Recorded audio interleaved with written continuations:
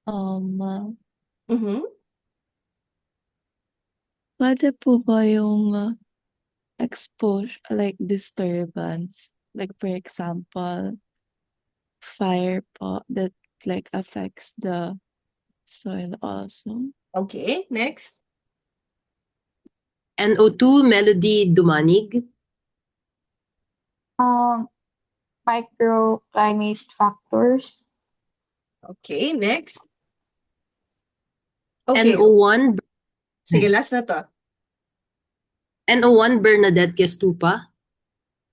It could be due to pests po. Okay. Thank you so much for that. So, as you can see, there are many possible reasons why trees don't grow in abandoned rice fields. So, for our last minute for this class, you may take a screen cap of this slide.